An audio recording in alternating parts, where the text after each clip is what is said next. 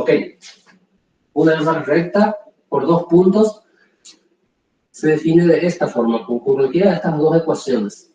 Si vimos que la inspiración geométrica de eso es cómo escribimos paramétricamente una recta en R2.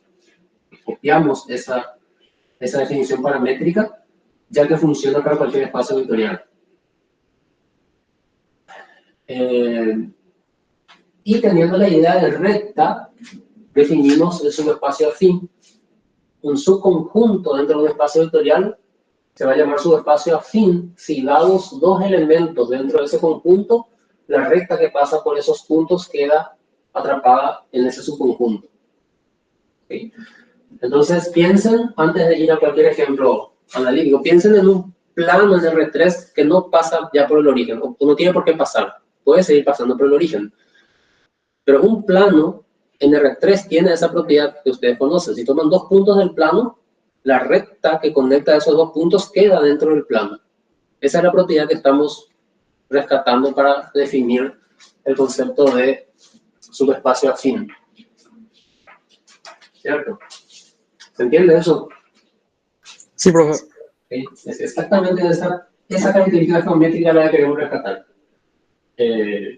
Y dado que la definición funciona sin apelo a la geometría de R3, vamos a ver qué tipo de cosas tenemos en situaciones un poco más generales. Y este es el primer ejemplo que quiero discutir, tal vez el ejemplo más importante de subespacio afín. Ponemos una matriz M por N con entradas en K y un elemento en Kn. ¿Okay? Dado esos ingredientes, ustedes saben que podemos considerar este sistema de ecuaciones, ¿cierto? A x igual a b, donde x es un elemento de Kn. ¿Ok? Y ustedes también estudiaron en lineal 1 cómo resolver este sistema, ¿cierto? O sea Sí, que profe. sabemos cómo calcular el conjunto, voy a llamarle C o S, llamarle S de A, falta de mejor notación por ahora. S de A va a ser, por definición, el conjunto solución de este problema. O sea que son los elementos de Kn tales que A x es igual a b. ¿Sí? Ustedes saben cómo calcular este conjunto. Escalonan A, por ejemplo, hay una solución particular de este sistema, hay la general de la homogénea asociada y por ahí va, ¿verdad? Habíamos visto hace rato que si b es igual a 0, esto se reduce a la ecuación homogénea, cuyo conjunto solución es un subespacio vectorial. El objetivo ahora es mostrar que si b no tiene la restricción de ser 0, b puede ser cualquier cosa acá, el conjunto solución de este sistema es un subespacio afín. ¿Ok? Entonces la afirmación acá es que S de A que vive dentro de Kn es subespacio afín. ¿Y cómo verificamos eso?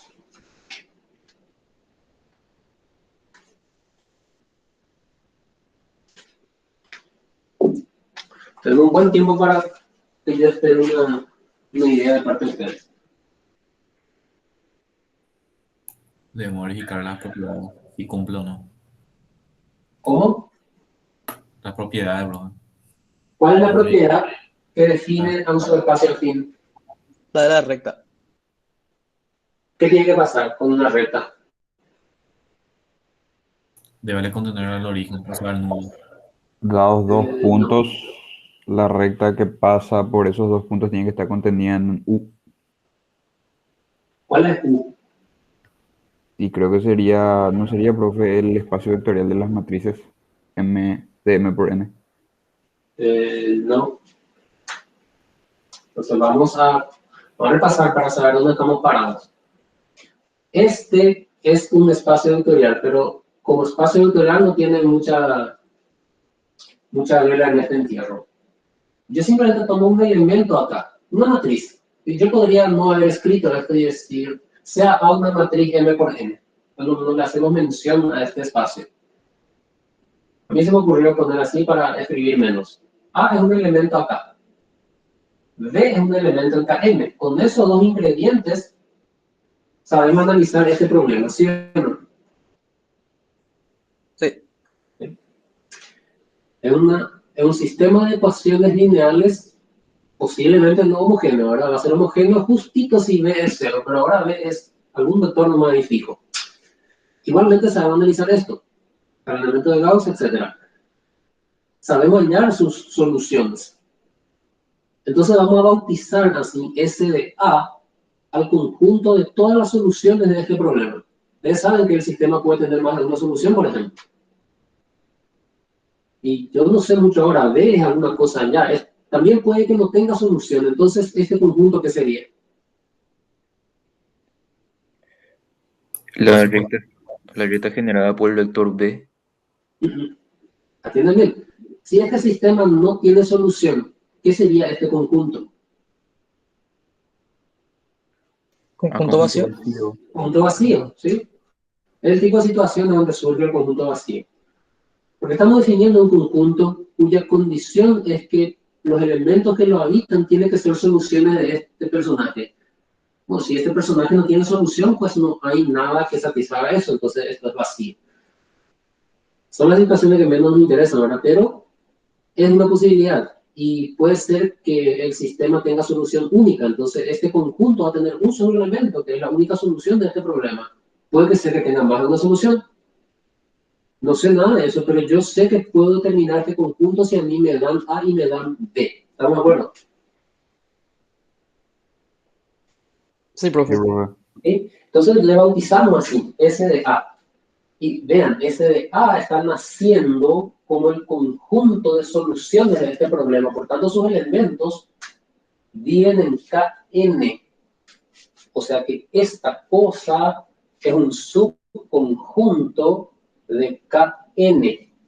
Y allí, dentro de Kn, es que estoy afirmando que es un subespacio afín. Acá está escrito. La afirmación es que este conjunto que vive dentro de Kn es subespacio afín. ¿Qué hacemos para comprobar esa afirmación? Podemos definir X e Y que pertenezcan a S de A. ¿Correcto? O sea, tomemos dos, ¿verdad? Una y de dos. Sean X e Y dos personajes que ya viven acá. ¿Correcto? ¿Y esto qué hacemos? La recta que pasa por U y B está contenida en F. Eso tenemos que demostrar también. Claro, pero U y B ahora son X e Y. Sí. O sea que tomamos dos personajes que ya están acá. Tenemos ahora que construir la recta que pasa por estos puntos y argumentar que esa recta completa queda contenida en este conjunto. Esa es la condición de subespacio afín. Hagamos. ¿Cómo es un punto cualquiera de la recta que pasa por estos puntos? X es igual a y un vector con componentes, con n componentes. ¿Cuál es componente? No, me perdí. Yo también me confundí, perdón. ¿Cómo describimos la recta que pasa por esos dos puntos? R X. es igual a... X más T por X menos Y. Ahí está. Sí. O me gusta más escribir así, pero bueno, está lo mismo. ¿Sí? Pues yo pienso así, un puntito acá, otro puntito acá. Esta es la imagen que tiene que tener en la cabeza, le dije yo. En algún lugar está tu cero, ¿no es cierto? Y si yo quiero describir este personaje acá, pues tomo este X y le sumo múltiplos de este vector. ¿Cierto? Sí. Por ejemplo, si yo tomo el doble de este vector, esto yo podría considerarlo. Recuerden que este vector se copia paralelo acá, el doble está por acá, y si yo sumo este más este, obtengo acá este vector. O sea, este que está acá sería x más 2 por y menos x. Esta es la imagencita que tienen que tener en la cabeza, y con eso ustedes pues ecuacionan, y una vez que tienen la ecuación, pueden olvidarse del dibujo. ¿Sí? El dibujo es un apoyo, ¿no? Es una interpretación geométrica útil. ¿Ok? Entonces, ese conjunto que está allí, y acá a T le permitimos que varíe en todo el conjunto K. ¿Sí? Entonces, es la ecuación paramétrica de la recta que pasa por X e Y. ¿Cierto? Y nuestro objetivo es concluir que este conjunto completito queda atrapado en SDA. Lo que podríamos hacer es tomar uno de esos elementos cualesquiera, ¿sí? Con un T genérico, X más T por Y menos X. Este punto, este es un vector, vive en R, ¿sí? Porque tiene la forma de todas las cosas que viven en R. ¿Estamos de acuerdo? Sí. Y tratar ahora de argumentar que ese mismo elemento vive en SDA. Ahora, ¿qué condición tiene que superar para vivir acá? Que AX sea igual a B. Exacto, entonces hagamos esto, sustituimos esta X por esta expresión. A por X más T por Y menos B. Y un poquito al grado matricial. Esto es A por X. Distribuye este producto sobre esta suma y sale el escalar afuera. Queda más T por A y menos AX. Opa, ahí me equivoqué. Perdón. Ahí tenés.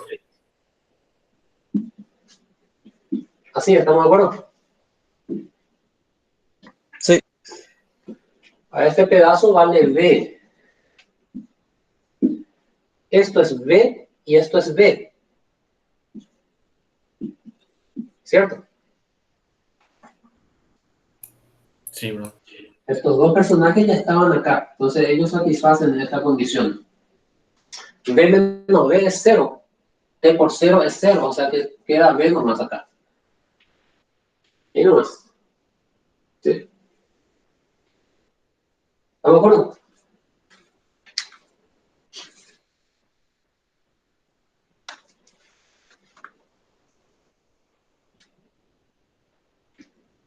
¿Se entendió esto?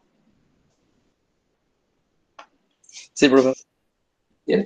Entonces, dos objetos importantes del día de hoy. El conjunto solución de un sistema homogéneo es un subespacio vectorial. El conjunto solución de un sistema genérico, potencialmente no homogéneo, es un subespacio afín. Generaliza el subespacio afín al subespacio vectorial, porque bajo ciertas elecciones de los objetos que definen el subespacio afín, recuperamos el subespacio vectorial. Y en este ejemplo en particular, el conjunto solución de este sistema en general es un subespacio afín. Si V casualmente fuese el vector nulo, recaemos en el sistema homogéneo. Y en ese caso, el conjunto solución es un subespacio vectorial. Y hay un teorema que voy a anunciar acá para poder aplicarlo a este par de ejemplos, que nos relaciona los dos conceptos, estos dos. Entonces, el teorema, esto está probado en las notas. Yo les sugiero que lean si tienen curiosidad, pero me importa más que entendamos ahora su interpretación geométrica. El teorema dice lo siguiente.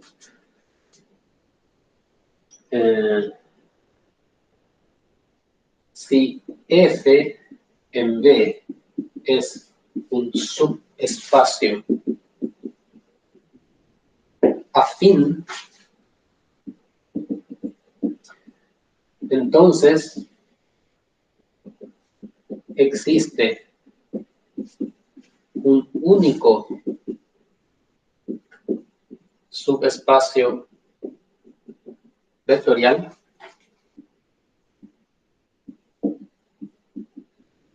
vamos a llamarlo U dentro de B, tal que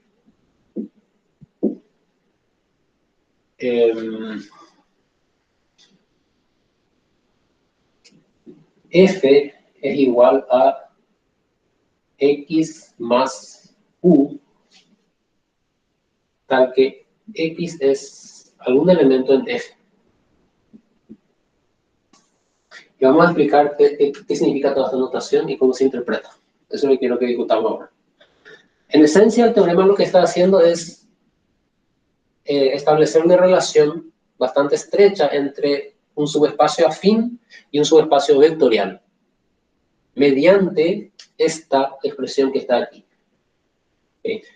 Vamos a interpretar esta notación para que se entienda un poco la geometría que hay detrás de este teorema.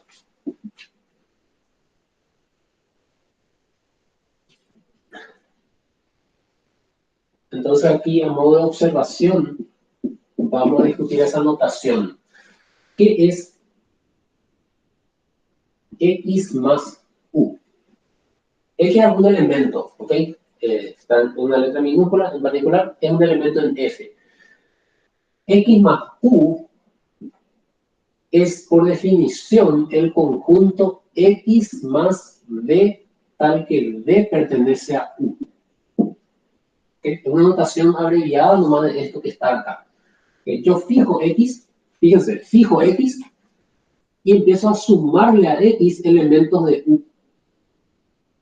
¿Okay? Y voy juntando todo lo que obtengo de esa forma. Eso va generando un conjunto. A ese conjunto que se obtiene de esa forma, le bautizamos con esta notación. ¿Está claro esto? ¿Se entiende la idea? Profe, en este caso X no sería una variable, sería algo fijo. Algo fijo. Podemos Dale. inclusive, vamos a anotar eso así, X sub 0, ¿sí? O X barra, X barra, ¿sí? Para anotar que no cumple el papel de variable ahora. Es un elemento fijo. Yo fijo un vector y lo que estamos básicamente acá es definiendo lo que es un vector más un conjunto.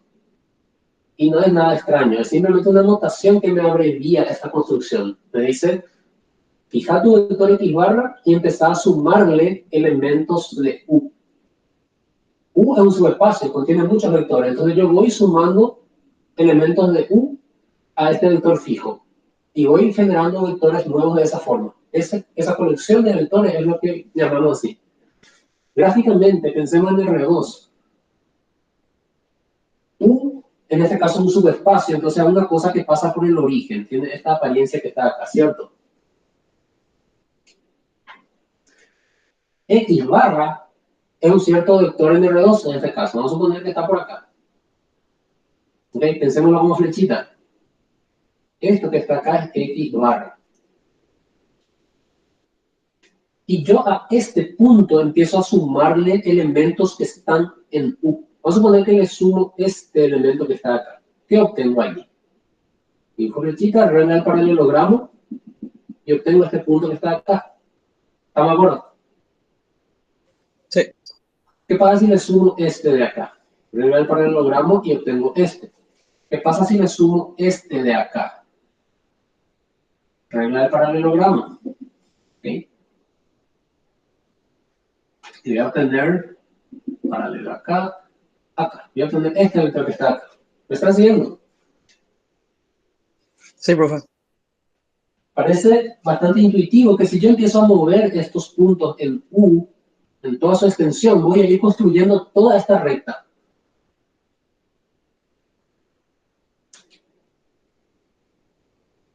¿Sí o no? Sí. Es exactamente eso lo que pasa. O sea que este conjunto, esta recta que pasa por X barra y es paralela a esta U, este es X barra más U. Es el conjunto de todos los elementos de R2, en este caso, que yo puedo construir sumándole a este punto elementos de U. Eso es X barra más U. ¿Correcto? Entonces, entendiendo esto, volvamos a ver lo que dice el teorema. Dice, si F es un subespacio afín, entonces existe un único subespacio vectorial, vamos a llamarlo U, tal que nuestro subespacio afín se puede escribir como X barra más U, donde X barra es algún elemento de F, cualquiera. Eso voy a escribir más eso acá. Donde X en F es cualquier elemento. Cualquiera dentro de la exigencia que ya le pedimos. Le pedimos que sea un elemento de F, pero no hay predilección a cuál elemento de F tomar. Cualquiera podemos tomar. ¿Cierto? Vean lo que está acá y piensen en lo que ustedes saben de solución general de un sistema de ecuaciones. Ustedes estudiaron en lineal 1 que si tienen un sistema de ecuaciones lineales, no homogéneas en general, su conjunto solución es una solución particular de la no homogénea más la solución general de la homogénea. ¿Les suena ese resultado? Profe, me surgió una duda. Uh-huh. ¿Qué pasa si X es el vector nulo, por ejemplo? Puede ser. Si eso pasa, quiere decir que F es una subvariedad, es un subespacio afín especial que pasa por el origen, o sea que es un subespacio vectorial. Ya, muchas gracias, profe. ¿Sí? Captura perfectamente la condición de subespacio vectorial también. Entonces, repito, ese resultado del lineal 1 del sistema de ecuaciones, ustedes recuerdan, si yo les digo un sistema de ecuaciones genérico, no homogéneo, quiero decir, su solución general es una solución particular de la no homogénea más la solución general de la homogénea asociada. ¿Recuerdan eso? Sí. Entonces, recordemos ahora que esa solución general de la homogénea es un subespacio vectorial. O sea que en este teorema juega el papel de U. Y esa X barra cualquiera que tiene que pertenecer a F es mi solución particular. Nosotros ya vimos que el conjunto solución del sistema general es un subespacio afín. Este teorema es una generalización de ese resultado que ustedes ya conocen para sistemas de ecuaciones. Noten. El conjunto solución del sistema en general es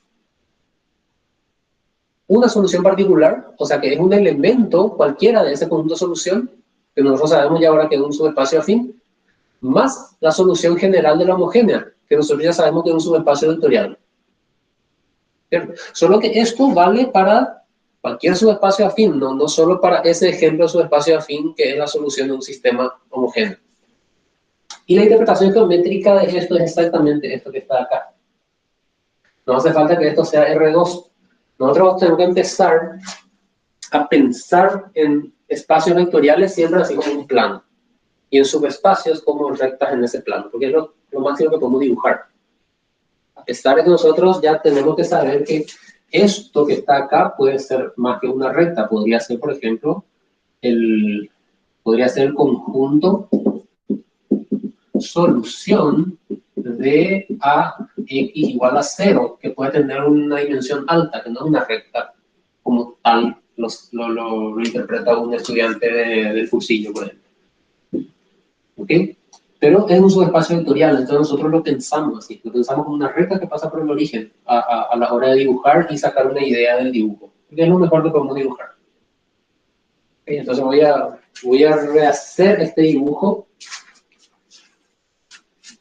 sin pensar más en R2. O sea que acá yo puse ejes coordenados y todo, eso hace mucha alusión a R2. Lo que dice ese teorema allí es lo siguiente, acá tenemos un cuadrado, así que vamos a usar para denotar nuestro espacio D. ¿Cierto? En algún lugar está el nulo, el 0 de D. Y en algún lugar yo tengo este conjunto, que no es cualquier conjunto, pero me dice que es un subespacio afín. O sea, nosotros ya sabemos que este conjunto tiene cierta propiedad de atrapar a las rectas que pasan por sus puntos. Entonces, supongamos que estos dos puntitos son dos elementos que están en F. Entonces, el hecho de que sea un subespacio afín ya nos habilita a dibujar esta recta y decir que toda esa recta queda dentro de F. Y como no podemos dibujar más dimensiones que esto, vamos a decir que esto es F. ¿Okay? Entonces, F, como subespacio afín dentro de esta representación plana, va a ser una recta que no tiene por qué pasar por el origen. Podría pasar también, pero no tiene por qué. Entonces lo dibujamos en la posición más general posible.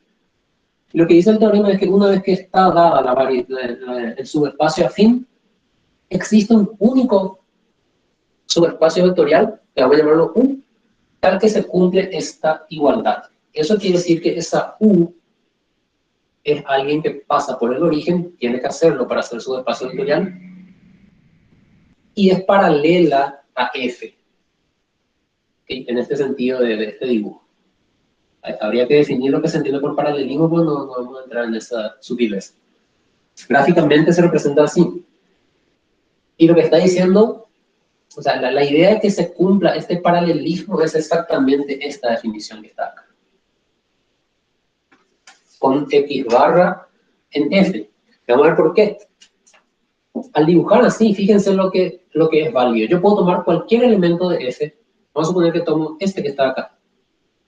¿Ok? Y vamos a pensar en una flechita para facilitar el razonamiento.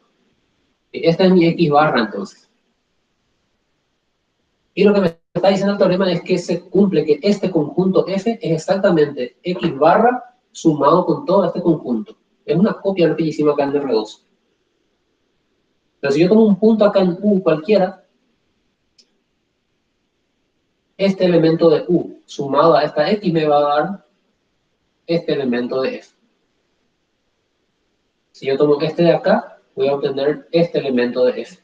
Y así por delante. Entonces, cuando yo varío el punto en el subespacio, sumando eso al elemento fijo X barra, yo obtengo todo el subespacio F. ¿Ok? Eso es lo que establece esta igualdad. Fíjense que si yo, vamos a suponer que yo me pongo acá y dibujo lo siguiente. Acá está el 0B, acá está el punto, los dos puntos que definen mi subespacio afín F. Vamos a suponer que yo dibujo U de esta forma. ¿Ok?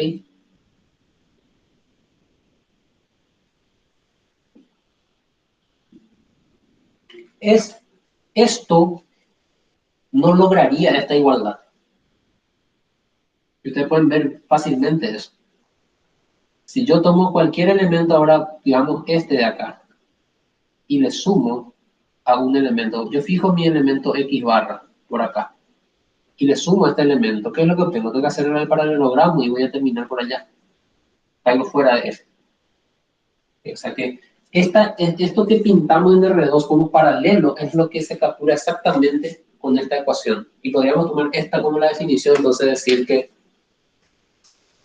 una subvariedad, un subespacio afín es paralelo al subespacio vectorial U si se puede escribir esta relación, donde X barra es cualquier elemento en F. ¿Okay? ¿Cuánto tiempo tenemos para discutir algo más? Tenemos tiempo.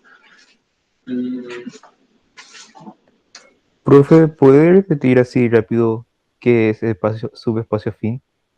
Subespacio afín es, nuestra definición es que es un conjunto de un espacio vectorial tal que si tomamos dos elementos del conjunto, la recta que pasa por esos elementos queda atrapada en el conjunto. Esa es nuestra definición. Entonces, la imagen mental que les tiene que ayudar a entender eso es el del plano, el R3. Ustedes saben que tienen un plano.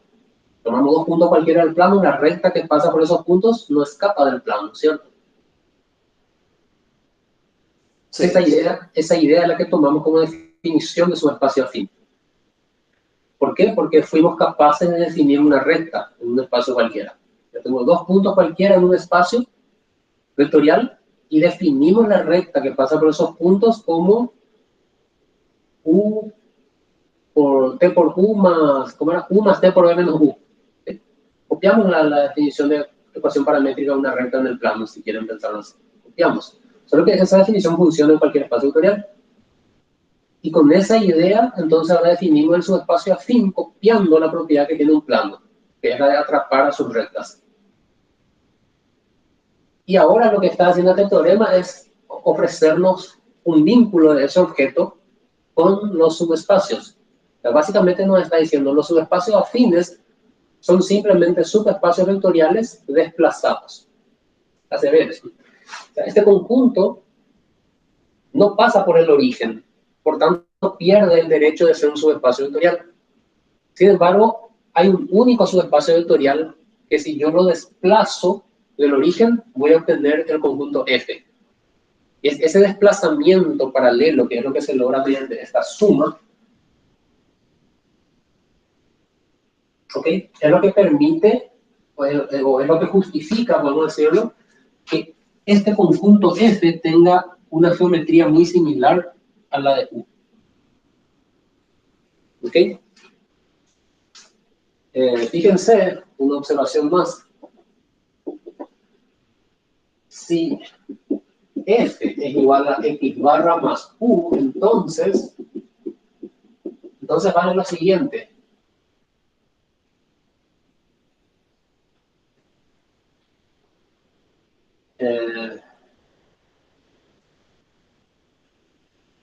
U es igual a F menos X barra.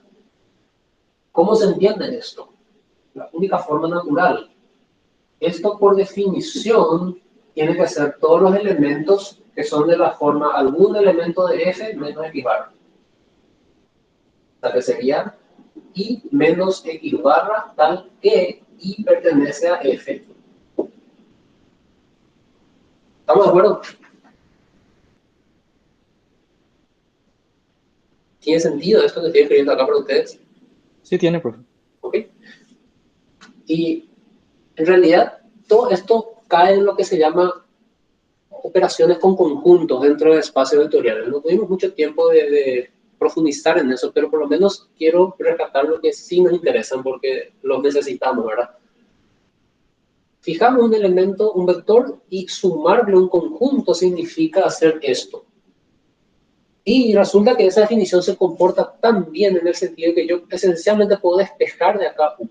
Fíjense, lo que hice para ir de acá a acá fue despejar nomás U. Esto pasa restando. Y esto significa lo que naturalmente corresponde. Como esto es un conjunto, o sea que son muchos vectores, y yo le estoy restando un único vector, entonces este es el conjunto de todas las cosas que son de esta forma, donde el primer vector está en F. ¿Ok? Y esto es interesante porque, de nuevo, si yo tengo mi espacio vectorial, y en algún lugar yo tengo el 0b, y yo lo que tengo de dato, digamos, es F. ¿Ok? Vean el énfasis del teorema. El teorema arranca con la F, que es subespacio afín. O sea que si yo tengo de dato el subespacio afín F, y el teorema me garantiza que existe un único U, que es su espacio vectorial que cumple esto, ¿cómo podría yo hacer para obtener esa U que el teorema garantiza que existe? Y uso la propia definición, o sea, el propio resultado del teorema, mejor dicho. El teorema dice que se tiene que cumplir esto, entonces se tiene que cumplir esto que está acá. O sea que uno tiene muchas opciones en la vida más que ser el subespacio F que me fue dado, menos alguno de los elementos de F. O sea que para construir U, yo tengo que hacer lo siguiente. Fijo el elemento de F que más me gusta. Vamos a poner que fijo este de acá. ¿Estamos de acuerdo? Sí. Y ahora comienzo a hacer restas. Por ejemplo, tomo este. Voy a llamarle a esto entonces X barra. Y ahora tomo acá este. Este va a ser I. ¿Quién es I menos X? Sería esto, ¿verdad?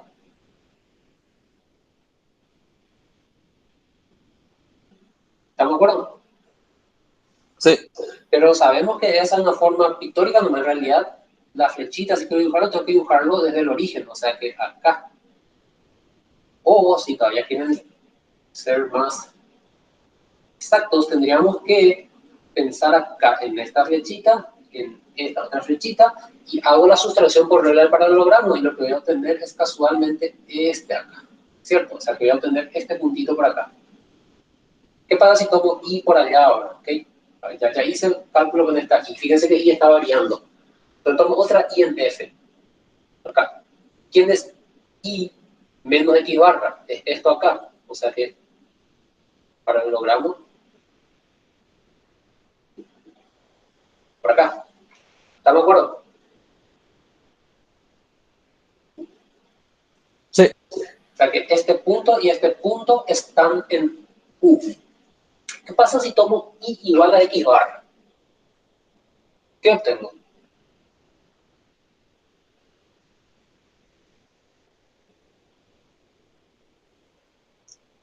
Cero.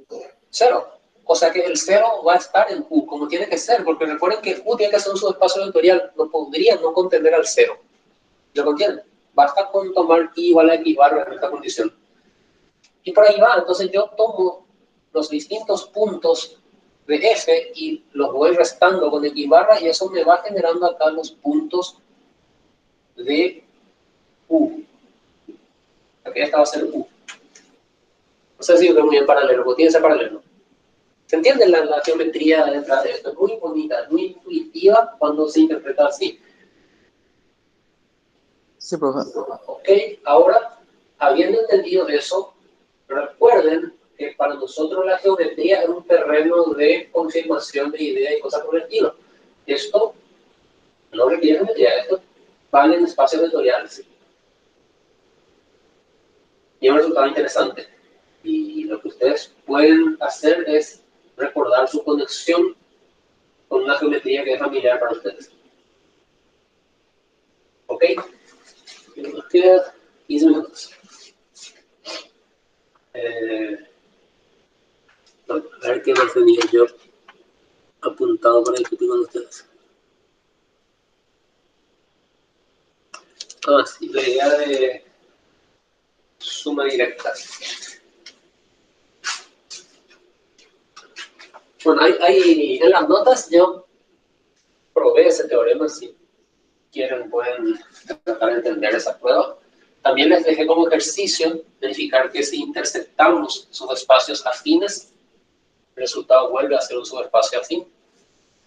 ¿Qué es lo que esperarían ustedes, verdad? Porque recuerden la idea geométrica que usamos para inspirar la motivación. Si yo intercepto, por ejemplo, planos en R3, ¿cuál es el resultado? Una recta. Recta, ¿sí? Que puede o no pasar por el origen. Si no pasa por el origen, es justamente lo que capturamos todavía con el concepto de afín. Si casualmente pasa por el origen, gana un estatus adicional que es subespacio vectorial. Y si no, queda con el estatus de subespacio afín.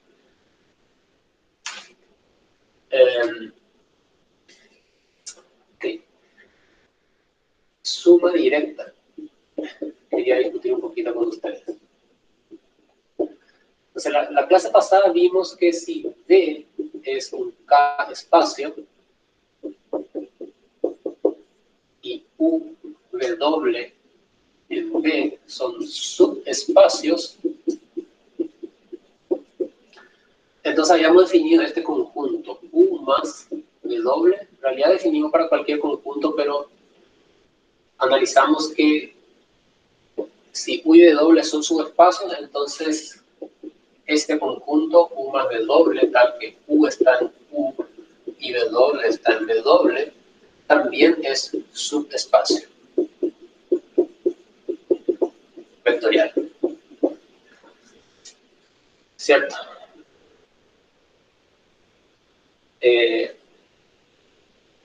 Y resulta que podemos extender esto para más sumando, ¿sí? No tengo por qué limitarme a dos. Yo podría tener W1, W2, WR, todos dentro de B subespacios vectoriales. Y entonces hacemos la misma jugada, definimos este personaje como siendo el conjunto de cosas que yo puedo romper en sumandos que están en cada una de ellas. O sea, que son objetos de la forma W1 más W2 más WR, tal que WI pertenece a W sub I. Estos son elementos de B, obviamente. ¿Okay? Elementos de B que yo consigo escribir como una suma de vectores donde cada sumando está en el WI correspondiente. Y el mismo argumento que usamos acá sirve para concluir que esto es su espacio vectorial.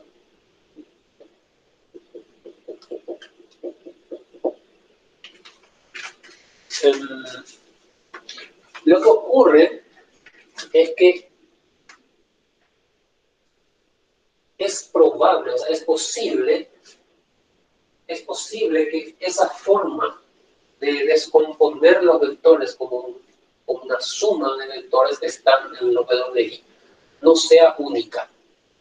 ¿Okay? Entonces, consideren como ejemplo, en R3 tomemos de doble 1 igual a lim de 1. Vamos a así. El conjunto dado de la forma x y 0. ¿Ok?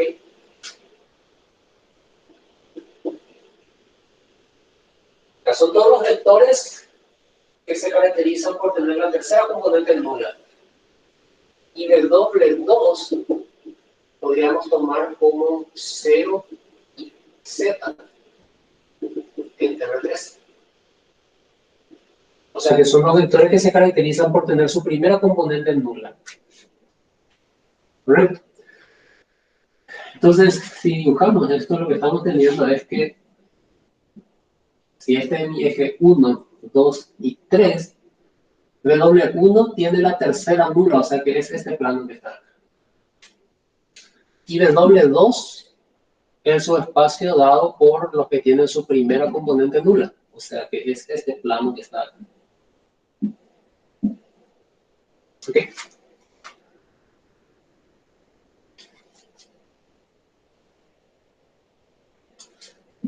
Bueno, y la cuestión es que vamos a tomar, por ejemplo, este vector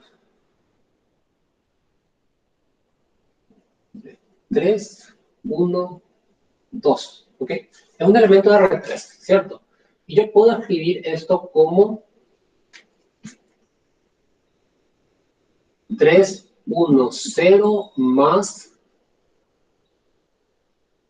0, 0, 2. ¿Estamos de acuerdo? ¿Sí o no? Sí, profe. Y fíjense que este primero, pertenece a W1, ¿cierto? Porque cumple que su tercero es 0. Y este de acá pertenece a W2, ¿correcto? Sí. Por otro lado, el mismísimo vector 3, 1, 2, no cambia el vector, yo también puedo escribirlo como 3, 0, 0 más 0, 1, 2. ¿Estamos de acuerdo?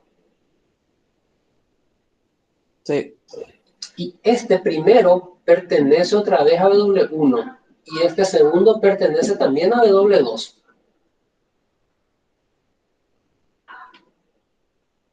Correcto. Y además, si no lo ven claramente, yo le hago un pequeño ejercicio. Cualquiera sea A, B, C en R3, no ejercicio, observación, hagamos un lado. Cualquier vector de R3, fíjense que yo puedo hacer lo siguiente con ese vector. A, B, C, puedo escribirlo como A, B, 0 más 0, 0, 0. ¿Sí o no? Sí. Este pedazo está en W1, este pedazo está en W2. O sea que la conclusión acá es que R3 completo es igual a W1 más W2. Yo partí de dos subespacios. Yo sé construir esta suma.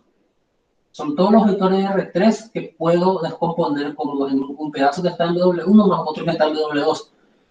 Esta línea muestra que puedo hacer eso con cualquier elemento de R3, o sea que tengo esta igualdad. Y esto que está acá me está diciendo que no tengo unicidad en esa descomposición. Un mismo vector admite, por ejemplo, dos descomposiciones diferentes que respetan esta suma. Esa unicidad, esa falta de unicidad causa problemas. para ciertos conjuntos. Entonces definimos la noción de suma directa como aquella en la que esto no ocurre. O sea que tenemos unicidad. Bien, entonces, la noción de suma directa es como sigue. Dados W1, W2 y WR dentro de D, subespacios vectoriales, decimos que están en suma directa si, voy a escribir hacia acá, si un elemento que ya está en la suma de W1 más W2 más WR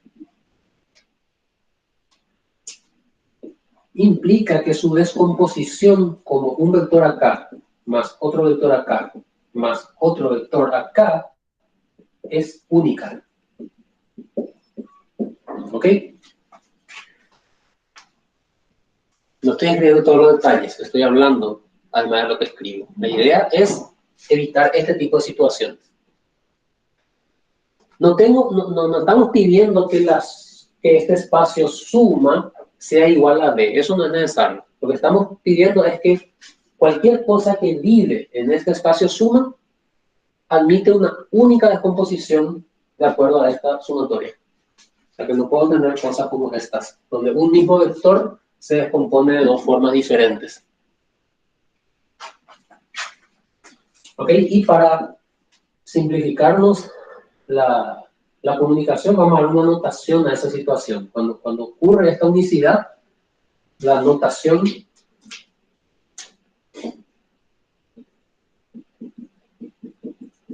es escribir W1 y este circulito alrededor de la suma. W2, circulito, W3, circulito, circulito, WR. Esta es notación. Entonces, cuando escribimos así, ya vamos a saber que los elementos que viven en el espacio suma admiten una única descomposición de acuerdo a esa suma de subespacios. ¿Ok? Y allí hay un teorema en el material que establece condiciones para que se dé esa unicidad. Pero el caso bastante más relevante para nosotros, en muchas situaciones, es cuando R es igual a 2. Entonces, cuando R es igual a 2, o sea que yo tengo dos subespacios nomás, de W1, de W2, en B, entonces tenemos que W1 más W2, vamos a decir acá, permítanme, vamos a decir que tenemos